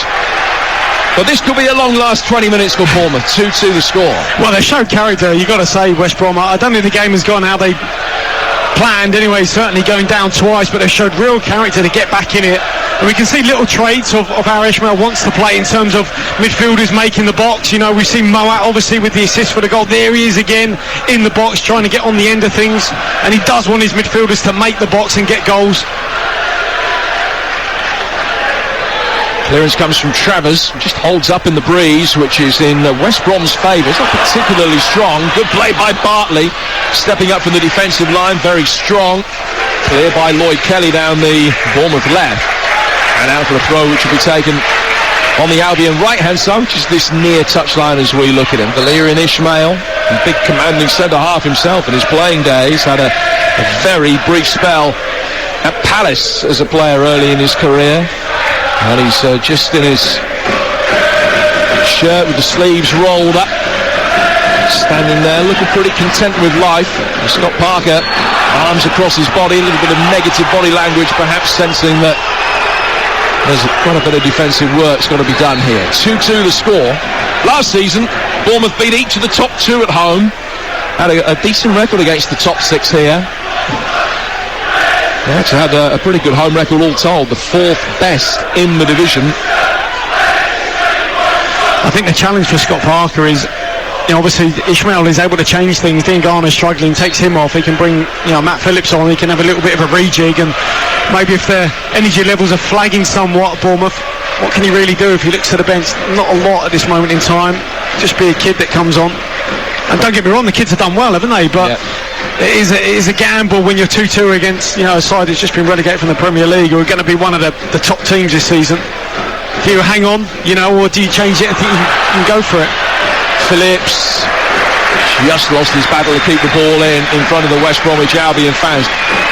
They only won 5 games last season, and I know that they had some great moments with the 2 away wins that we spoke about. They're loving this. Yeah, absolutely. I mean, look, what did they lose? The last 4, certainly in a row. Yeah. So, and especially when I think they shipped, was it 8 goals to Leeds, who also went up. So I think how Leeds performed, I think would have hurt them, that's for sure. And how they performed against them as well. So they want to get off to a good start here. Yeah, they conceded on average 2 goals a game last season. They conceded 2 goals tonight, but might yet win it. Oh, a shot across the face of goal, narrowly wide. He's played inside the penalty area for Carlin Grant. He chested it down and got it onto his right foot, but he couldn't get enough cut spin on the ball, and it beat the far post and goes out of play for a goal kick. He was unlucky. He was just arrowed to that far corner. I'm just looking at Scott Parker there because I'm sure he's saying to his players, you know, we're not playing out now. Just go get it up top and let's squeeze in and be a little bit more compact. They're a bit too open. He's actually motioning. He's saying to his goalkeeper and eventually the 2 centre-halves, they've got to get up quicker though, because this is going to drop and they're not going to be around it for the second ball as well. Kilkenny has picked it up. Got away with that one. He's found Marcondes. Smith making ground on his right-hand side. That's the ball that he's played. Brooks wants it into feet. Good 1-2 between Brooks and Smith. Sliding change from Townsend puts it out of play for a Bournemouth throw. Over on the far touchline. We've got 16 minutes to go. And night has fallen now here in Dorset. And it's still a very mild evening. Smith coming across to pick the ball up. Kilkenny showing for him for the throw into feet. The ball laid back towards the halfway line for Mepham. Mepham to Kelly. Chip forward by Kelly. Headed away by Furlong with Jayden Anthony just lurking in behind him. And it goes out of play for a throw which will be taken on the Bournemouth left-hand side by Zamora. Zamora for Kilkenny. Gavin Kilkenny slicing it deliberately and beautifully, playing it wide for Brooks. He's got a great passing radar. Adam Smith gets a cross in, deflects away and out for a Bournemouth corner, their third of the game, with 15 minutes to go at 2-2 on TalkSport 2. That move has killed West Brom tonight. That diagonal out to the wide man Brooks, and then the fullback goes on the underlap. They've done it so well tonight. Brooks is going to take the corner. Billing has come outside the penalty area this time, but Mepham is forward, Kelly is forward, Solanke in the central position on the edge of the 6, Jayden Anthony at the far post, play short for Billing, lets it run across his body, pinged it in left-footed and it hit Kipre, and bounces back out for Brooks, high cross in from him, heads go up for it, Mepham trying to get it back in, and it was acrobatic attempt at defending, a diving header from O'Shea, had to make sure the ball didn't hit his arm, and that's what the Bournemouth players thought had happened. And Marcondes and Anthony and Smith all come across and have a word with referee Whitestone, saying that as he's gone to head it, he headed it onto his arm, and it should be a penalty, but a corner's been given. It doesn't look, it's hard to see, it's not clear from this angle, but just going back to that corner, it was a real bright one from the opposite side, but they're trying to play it to Billing on his left leg. That's got to be a right footer coming onto that. It's so hard to let that ball run across your body. Well worked, but it's got to be a right footer on it. And telegraphed a little bit on the basis that Billing, the tallest man of the lot, wasn't in the penalty area. And he had to wait an age for the ball to come across his body too. In it comes this second one from Marcondes, headed away by Bartley towards the edge of the penalty area. A little bit of pulling and shoving going on. They thought, the Bournemouth fans, that Mepham was being obstructed there. Kilkenny picks up the loose ball and goes back inside his own half for Smith. Smith all the way back for Travers, and that allows West Brom to gallop forward and get a high defensive line almost on halfway. It's back in behind the retreating Albion back line. Kipre heading it down and then trying to bring it away. Zamora stopped him getting too far. Livermore clears it further. It goes out of play for a throw that'll be taken on the Bournemouth left, and the home fans don't think they're having the rub of the green in terms of some of the decisions at the moment. 2-2 the scoreline with 12 minutes to go. Yeah, Ishmael as a centre-half just having a word with Kipre there because he had a free head. No one really around him, and he headed it just right down in front of him and just gave possession straight back to Bournemouth. And I think he'll be expecting a little bit better from his centre-half, saying, you know, he had time there, could have taken that down. Just do a better clearing header. But can they get the ball from here? They've got their left back on the ball, they've got their right winger right on the opposite flank. Can they get it out to him? He's been their danger man, hasn't he, Brooks? And then they get their full-back on the underlap, and then the winger gives it to the full-back right on the byline. It's a move that's worked so well on both sides, to be honest. Throw will be taken by Zamora. There's a brief interlude there, of which more in a moment, as the ball comes down for Kilkenny. Zamora, Anthony clipping it forward, and it's Solanke. He's got to hit it first time. Button gets down at his near post and makes a relatively routine stop. Furlong heading it away, further clear from Livermore. Phillips with his back to the direction of goal has held it up well and tried to ease it down towards the right hand side for Grant, and it goes out of play for a Bournemouth throw that Zamora's in a hurry to take. Into the feet of Billing, back for Jadon Anthony with a poor right-footed crossfield pass, and it's seized upon easily by the Albion back line, and then a free kick goes West Brom's way. That previous interlude, I don't know whether David Brooks has dispensed with one of his shin pads, but he took it off and it was over on the far touchline. The referee insisted that he would go all the way over there to remove it. He picked it up disdainfully, threw it over the touchline, it caught the breeze and then flew back further onto the playing surface than it had been when the referee asked him to remove it in the first place. It's still lying there about 15 yards inside the half the West Bromwich Albion are attacking. 11 minutes to go, it's 2-2, and it's a free kick that Button takes. High, long diagonal coming on the left-hand side. It's flashed back across. Robinson trying to get in there. Smith did just enough to make sure he couldn't. Bournemouth thrash it away very gratefully and try and sprint out. Button with another long diagonal ball forward. The only man in that half of the pitch. This time Phillips gets on the end of it. Just diverts it inside the penalty area, but no Albion player made a run for him, and it goes through towards Mark Travers. It's 2-2 with 10 to go. He's unlucky there. Phillips come on. He's had a good impact, hasn't he? He was involved in the goal, and what a touch and take out the sky that was from Button. Good save. You've got to say from Solanke, from David Button. Got down really well. Solanke had to take the shot early on his left foot, but you know, he's a big boy, isn't he, Button? But he does get down well. I don't think he's had the best game, certainly with his positioning and his kicking, but he's made a couple of saves. Well, that's a free kick. Might be a yellow card. It will be for Alex Mowat, who has, pardon the pun, mown down Zamora, who just was too quick for him, got past him, and Mowat committed to the challenge, took him out. Wasn't far away from Scott again, was it? He took a little step back there, Scott, just in case. Protecting his elbow. It wears starts next week. He ended up wearing one in the first half from Carl and Grant, after which was Chris Mepham's fault. And was wincing for a good 3-4 minutes after that. 2-2, 10 minutes to go here on TalkSport 2. Oh, what an enjoyable start of the league season it's been. Albion on the front foot, turning possession over very quickly from the free kick. They've got it with Grant on the right-hand side. Robinson makes a darting run, tipped much deeper than him for Townsend. Townsend sees it go over his shoulder, but is able to keep it in down by the corner flag. O'Shea tries to launch the cross in, blocked, out of play. I know what's coming now. It's another long Townsend throw, 9 to go. 2-2 the score. Yeah, it's his first mistake there from Kilkenny. They tried to get out from the left-hand side and just took a little bit too long in possession, lost it. Now they're on the back foot.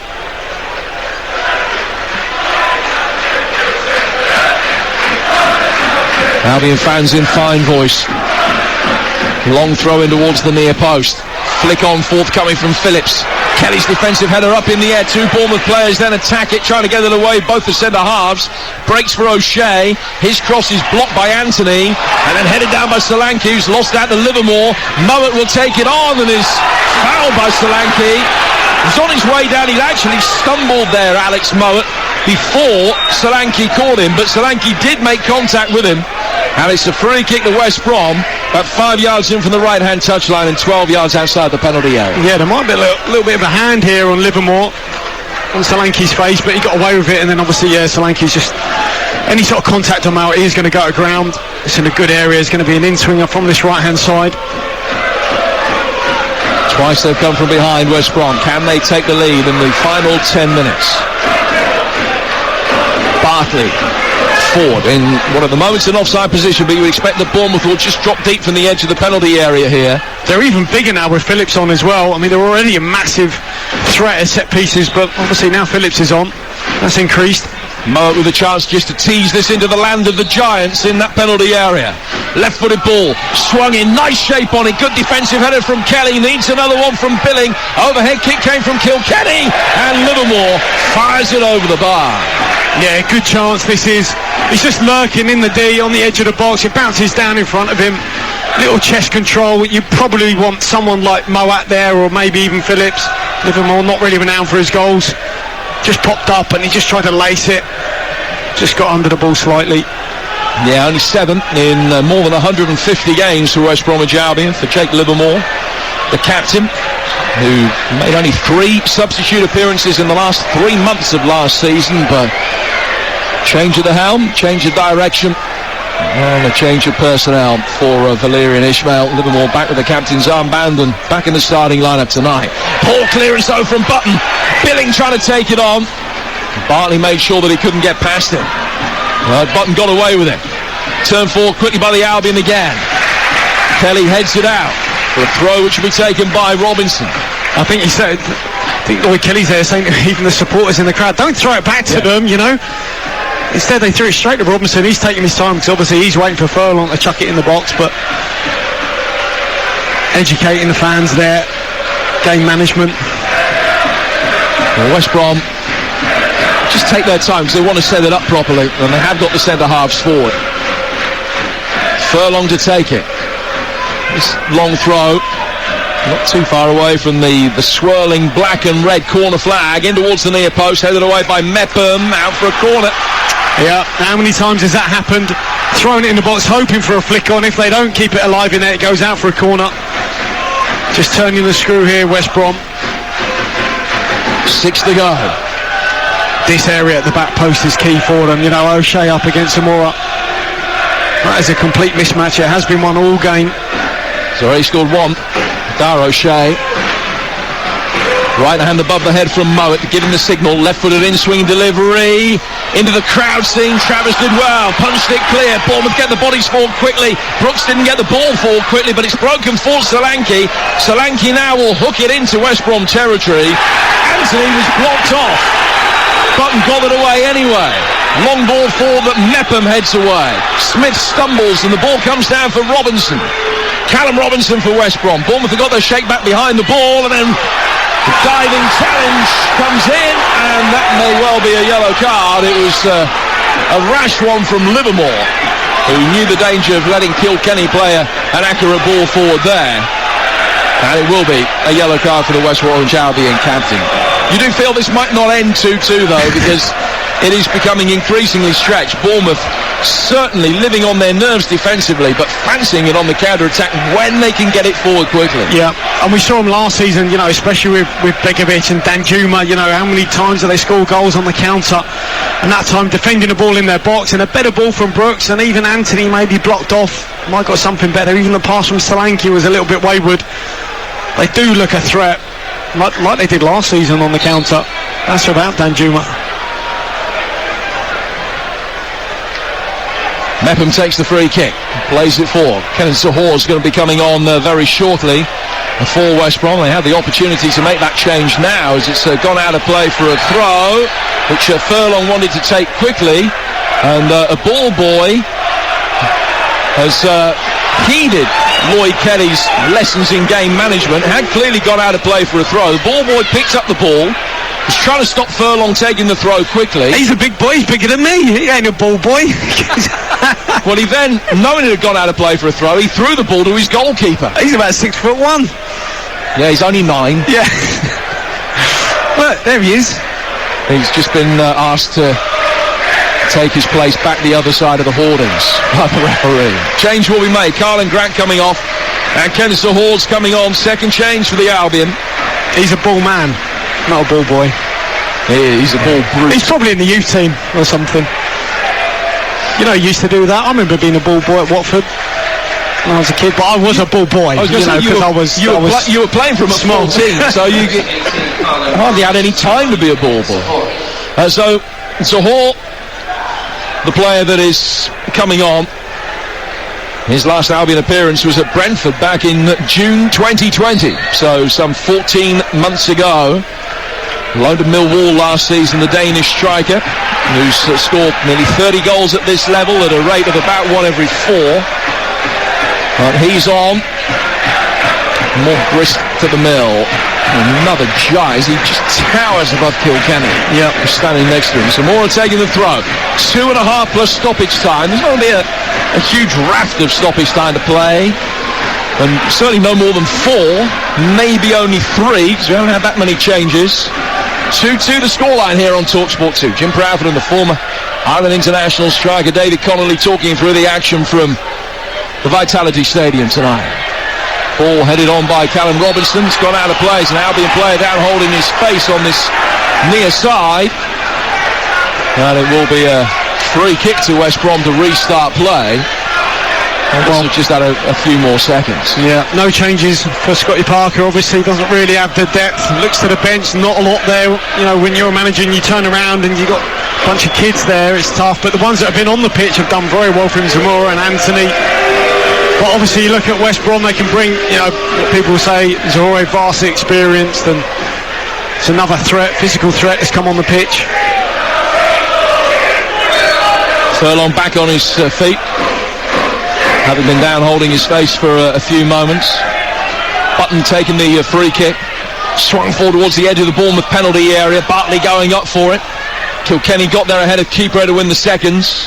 Furlong teases it back forward, flicked on intelligently by Zahor, out towards the left-hand side of the penalty area. Chance for Townsend to deliver. The cross was blocked, and Smith will then hammer it clear. And Solanke will chase after it, held up with a slightly erratic bounce that favoured Furlong for West Brom. Kilkenny then hooks it over his own shoulder to try and get it away. Anthony clears it further, and O'Shea wins it back. And he's pumped it forward long. It drifts over the head of young Zamora, who has lost the battle to keep it in, and Zahor wins a corner, which West Brom will take on the right-hand side in the 90th minute. Yeah, I just think that now David Brooks, he can't afford to be wide like he has done the whole game. He's got to come in narrow, just got to see this out, and too expansive at times, Bournemouth, when they don't have the ball. Done well there, Zahor, didn't he? He's got that physicality and pace as well. Keep this alive, and you imagine this becoming, well, 99% of the balls have gone straight under the goalkeeper.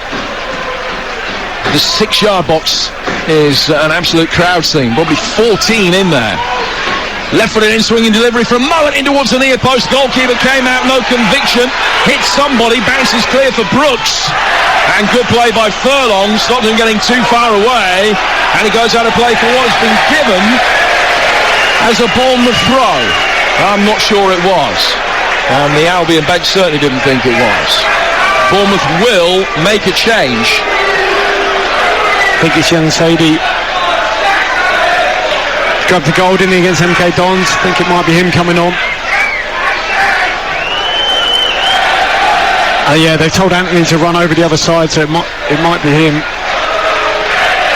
Yeah, Anthony is scampering away as subtly as he thinks he can get away without towards Don't go too far, because otherwise you'll have to go off the other side. So Sadie will come on for what will be his league debut for Bournemouth. He had a loan spell at Weymouth last season in the National League. Oh, it might be Brooks. We'll have to wait and see. Sadie scored on his debut against the MK Dons last week, only 5 minutes after coming on.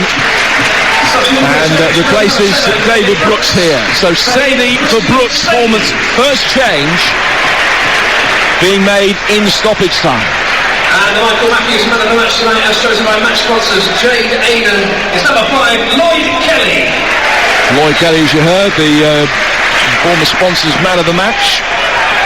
The fact it was one of their defenders was the man of the match tells you a big part of the story about where the game has been played tonight. Now this kick from Kipre. Solanke trying to get in behind him. 2-2 in stoppage time. Solanke trying to ease it across. Furlong knocks it away and it goes out. Throw which will be taken on the Bournemouth left-hand side. Can they conjure up a winner? We're in 3 minutes of added time, although the 3 minutes only started after the substitution had been made. Well, if they are going to get it in the box, they've got to work it. You know, they don't have that long throw in the box like West Brom do, so they've got to try and do something clever. And that's not it. Man of the match there, Lloyd Kelly, just playing the ball into the channel, straight out play off the pitch. So maybe only one last opportunity for West Bromwich Albion to win this game. 2-2 the scoreline. Twice they've come from behind in a game in which they've had 15 shots to Bournemouth 7. But only 5-4 on target in their favour. Launch ball by David Button. Headed away by Mepham. Headed further on by Mark Condes. Towering header back fall from O'Shea. Left-hand side of the penalty area, it's chased after by Zahor, and Mepham clears his lines. which is when the ball is brilliantly volleyed by an Albion fan over on that far touchline. What a touch that was. Straight to the man wanting to take the throw. Was it an Albion fan? I think that the divide is just past this. I think that's a Bournemouth fan, and again they've got to stop giving the ball back in play, especially game management this late in the game. Challenge from Zamora on Furlong. It's a foul. It's a free kick on halfway to West Brom. If you're that good though, then you should be playing. Yeah. That was a brilliant volleyed pass from a Mepham clearance that hung in the air for an eternity. And he's just hit it first time with his instep straight to Townsend to take the throw. This is the last chance for Albion. And Alex Mowat stands over it. The free kick just a ball's width inside his own half. Left-footed ball swung for. Bartley going up for it. A real tangle. Keeprey chasing it. Little backheel flick from him into Zamora. And it's been deemed that came after the ball had gone over the line. It's out of play for a goal kick, and that should just about be that. 2-2. Yeah, that was unlucky, wasn't it, from Keeprey? Right idea. Probably the worst set piece I think Mowat's played in the whole game. Try to be clever rather than loading it to where the players were. Little clever one to Bartley, who's more or less on his own. Keeper trying to keep it alive there. Just play percentages, put it to the back post on the diagonal where most of your players are. Wrong choice selection from Mowat. A superb start to the championship season, finishes honours even. Clash of cultures, very different styles, but that might end up being a good point for the pair of them at the end of the campaign. Bournemouth led twice, Mark Condes giving them the perfect start, Dara O'Shea equalising just before half-time, and then Phil Billing early in the second half giving Bournemouth a 2-1 lead, cancelled out by Callum Robinson. These two teams will both expect to be there or thereabouts at the end of the season, and as I say, on the strength of that, it might go down as a point gain rather than 2 lost. I think Albion will be very hard to beat over the course of this season. It's finished. Bournemouth 2, West Brom 2.